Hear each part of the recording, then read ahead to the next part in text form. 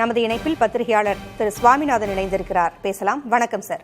அரை மணி நேரத்தையும் தாண்டி இச்சந்திப்பு சென்று கொண்டிருக்கிறது. முடிவு என்னவாக இருக்கும்?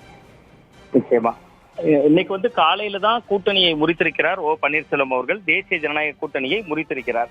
அவர் கூட்டணியை முடிப்பதற்கு முன்பாகவே இன்னைக்கு காலையில நடைபெயர்ச்சி செல்கிற போது ஒரு முறை முதல்வரை சந்திக்கிறார். அது யதார்த்தமான சந்திப்பு அப்படின்னு சொல்லப்பட்டுச்சு.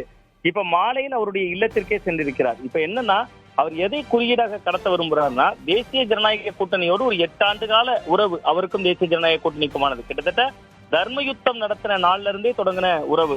ஆனால் அவர் தொடர்ந்து உதாசீனப்படுத்தப்பட்டிருக்கிறார். அவர் அதனாலதான் தானாக ஏன் வெளியேறோங்கிறத சொல்றதுக்காக தான் அவர் அந்த பகிரங்கமா மோடி அவர்களுக்கு எழுதிய கடிதத்தையே பொதுவெளியில போட்டாரு. இந்த அவர் கூட்டணியை முறித்திருக்கக்கூடிய நிலையில அவர் தாவேகா பக்கம் போவாரா, திமுக சார்புடைய ஏதாவது நிலைப்பாடு எடுப்பாராங்கிற ஒரு ஐயப்பாடு இருந்துச்சு. இன்னைக்கு அவர் பாஜகவுக்கு நேர் எதிராக இருக்கக்கூடியது இன்னைக்கு திமுக கடுமையா விமர்சிக்கிறாங்க பாஜகவை.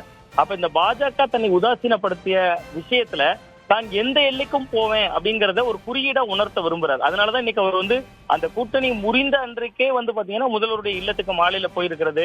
அது முத்து அவர்களுடைய மரணம் தொடர்பான விஷயங்களுக்காக அஞ்சலிக்காக போனாரு, அவர் உடல்நலத்தை பத்தி விசாரிக்க போனாருன்னு என்று சொல்லப்பட்டாலும் அதை தாண்டின ஒரு அரசியல் கணக்கா இதற்குள்ள நான் பாக்குறேன். ஏன்னா கிட்டத்தட்ட ஒரு 8 ஆண்டு உறவை முறித்திருக்கிறார். உறவை முறித்த உடனேயே அவர் என்ன ஒரு ஸ்டாண்ட் எடுக்கிறார்னா, நான் திமுகவுக்கு இன்னைக்கு பாஜகவுக்கு மாற்று ஒரு பயங்கர எதிர்ப்பாக இருக்கக்கூடிய இயக்கம் திமுக, அவரை ஒரு கூட்டணியை முறித்தனைக்கே போய் சந்திக்கிறது அப்படிங்கிறது இனிமேல் தான் பாஜக எதிர்ப்புல எவ்வளவு தீவிரமாக இருக்க போகிறோம். ஏன்னா பாஜகவுக்கு நேர் எதிரில் இருக்கக்கூடிய ஒரு இயக்கத்தை அதனுடைய தலைவரை போய் சந்திக்கிறதுங்கிறது ஒரு மிகப்பெரிய குறியீடை காட்டுது. அது மட்டும் இல்லாம அதிமுகவுக்கும் தான் ஒரு செய்தியை சொல்ல விரும்புறாரு. எப்படி கடந்த சட்டமன்ற தேர்தலில் டிடிவி தினகரன் அவர்கள் ஒரு ஸ்பாய்லரா இருந்தாரோ, கிட்டத்தட்ட ஒரு 21 தொகுதிகளில் அதிமுகவோட வெற்றிக்கு பறிபோறதுக்கு காரணமா இருந்தாரோ, அதே போன்று ஓ பன்னீர்செல்வம் ஏதாவது நிலைப்பாட்டை எடுத்தா அது ஒரு பெரிய பின்னடைவை தரும். அதற்காக தான் எந்த எல்லைக்கும் போறதுக்கு தயங்க மாட்டேன் அப்படிங்கக்கூடிய ஒரு குறியீட்டை உணர்த்துறதுக்கு தான் இன்னைக்கு முதல்வர் வீட்டுக்கு போயிருக்கதா நான் பாக்குறேன். இந்த சந்திப்பை விடுத்து பார்க்கும் பொழுது அடுத்ததாக ஓ பன்னீர்செல்வம் என்ன செய்வார் என்கின்ற கேள்வியும் எழுந்திருக்கிறது. இப்ப தாவேகாவோடு இணைவாரா என்கின்ற சந்தேகமும் எழுந்திருக்கிறது. ஆமா, நிச்சயமாக. இப்ப அவர் தேர்தல் ஆணையத்தில் அவர் தொடர்ந்த வழக்கல் நிலுவையில இருக்கு.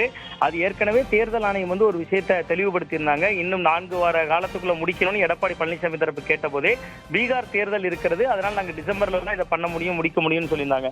ஸோ டிசம்பர் வரையிலும் அவர் ஏதோ ஒரு வகையில பொறுமையா தான் இருக்க வேண்டியிருக்கு. ஏன்னா மத்தியில் பாஜக ஆட்சி இருக்கிறது, தேர்தல் ஆணையம் அவர்களுக்கு கட்டுப்பாட்டில் இருக்கிறதா ஒரு விமர்சனம் வைக்கப்படக்கூடிய சூழல்ல ஓ பன்னீர்செல்வம் தடாலடியா எந்த முடிவையும் எடுக்க மாட்டாருன்னு தான் நான் நினைக்கிறேன். அதுவரையுமே அவர்